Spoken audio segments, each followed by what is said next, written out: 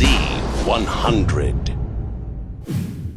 And look who is back. It's like an old friend at Z100. Gaga, hello and welcome. How are you? I am fantastic. You and your style. You ooze it. I can't even. I'm like, if I go to Target and buy a new shirt, I think I'm like rolling.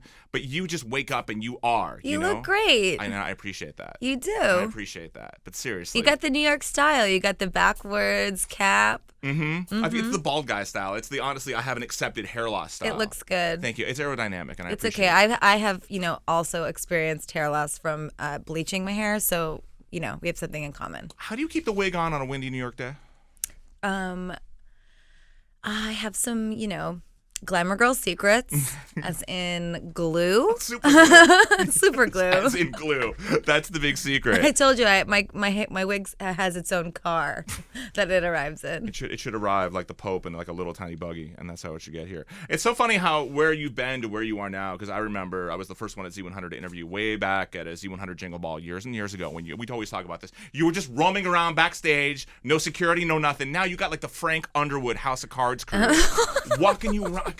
Your people scare me, and I know it's for your own protection. I'm sorry. It's okay. I want them to follow me actually by a Five Guys and keep them from me putting burgers in my mouth. Can I borrow one security guy for a day? You can have them all, actually. I'd like to. They get so mad at me because I go out without them sometimes. I just try to get. The reason is actually not because of anyone that we're truly afraid of. It's the fans. The fans just have no moral code when it comes to getting a picture. Just zero. Will you get groped and stuff too? Like they think they're so close to you, like they can grab. Like I grabbed her left boob because I could. Oh yeah, the other day they were lifting up my hair and putting it over their own heads and just screaming selfie really loud for hours. And I'm like, guys, stop. So when we see the TMZ story about head lice, it's not because Gaga's dirty. It's because some of the fans might be grabbing the hair, putting it on their own. Yep. It's pop music is such a mass appeal genre. And you class it up to a point where you're trying to educate not only your fans, but people in pop. It's almost like, okay, you weren't paying attention in art class. I'm going to make you understand. What is art to you? Art is doing the unexpected, and it's giving people something that they don't necessarily need. It's a fantasy. It's a way of rewriting the story of your life. I mean, it can be something different for everyone. I'm not necessarily trying to educate people. It's just sort of the way that I like to approach pop music. And, with my newest video for GUY, it was just such an exciting project for me to be able to show the song and show the music from the album in the way that I really wanted to.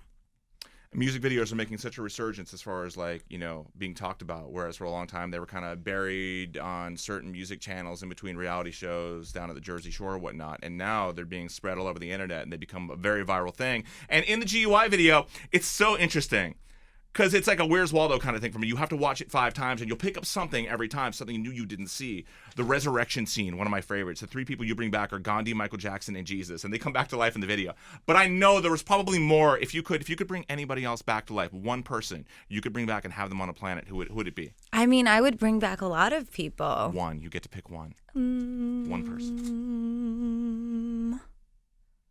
I was guessing it would be Warhol. I would bring Warhol You back. would? I mean, it's hard to choose one person. I mean, the point of why we chose those 3 people in the video was to clone the perfect guy. So we resurrected them to take their blood and to create clones out of them in our master cloning lab and then release them back into the universe. Is there like a blender in the master cloning lab? How do you combine all of that to get one genetically perfect person? Just girls in plastic outfits with syringes and headpieces. Don't think about the science. Just think about the art. When you think about the science, you'll just be disappointed. Major high art moment. And it's like an 11-minute video, but there's 4 minutes of credits. You credited everybody. I think the caterer got a note, a dog walker, there was a wig fluffer who got mentioned in the credits. You really thanked everybody. Of course. I mean, I think it's important to thank everyone. Every single person plays a part, and it was a really big project. And it was hard at the end. It was so long, the credits, and we were going, but who do we take out? And it just felt wrong to take people out. We said, hey, why not? I mean, people don't have to watch the credits at the end. They can just, stop the video or start it over again. You know why a lot of people probably did? Because they were probably waiting for like the blooper reel at the end that never happened. Yeah. I did that. Then you experienced all that went into the making of that video, and you were able to appreciate everyone. Please put the bloopers out as a separate video if you could. There is a very good blooper, actually, that we're considering putting out. What happened, or you want to wait? I want to wait. Okay, there it is. Please. It involves a small endangered animal. Did the animal survive? Yes, okay. Of course. I didn't, though. Were you bitten? Oh, no, I don't want to ruin it. All right, no, I'm not going to ruin it. No. All right, spoiler alert. No, not at all. And look at you closing out Roseland. What a special place that is for a lot of people who've seen shows there. Yeah, I'm so excited. I mean, it's a total dream come true, and we're rehearsing our butts off. I mean, I've been in rehearsal every single day, just working harder than ever. I want to make a really great show, and most importantly, I want everyone that leaves Roseland to feel like they had a really true, great New York night. And I do feel that I'm someone that knows what that feels like. Who have you seen perform at that venue that kind of changed how you feel about it? Well, I've been telling everyone I saw Franz Ferdinand play there, and I broke my nose while I was there. Like headbanging to Take Me Out, and you hit somebody? Yeah, I was. Well, I got sort of put into the mosh pit that was occurring.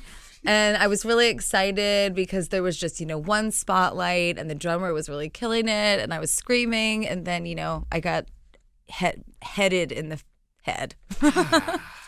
It's great how she has this amazing story, and mine is, there was this one time I brought out the Jonas Brothers at Roseland. Oh, fantastic. I swear to God. That's our, there's a diversity of experiences at Roseland. There's a dichotomy, Jonas, Franz Ferdinand. That is fantastic.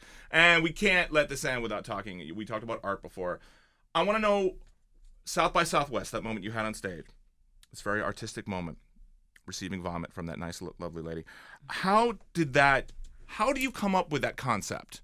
Where is the meeting taking place beforehand? Well, it actually isn't my concept. Okay. That is Millie Brown is the artist, and that's her art form. I mean, she does this all the time. That's her livelihood. And I've known her for 5 years, and we actually did a video of that together 5 years ago for the Monster Ball. And so she vomited this like turquoise sparkly paint all over me, and we filmed it in slow motion, and it was really radical. And then we decided, since she just happened to be in town at Austin, to do it live.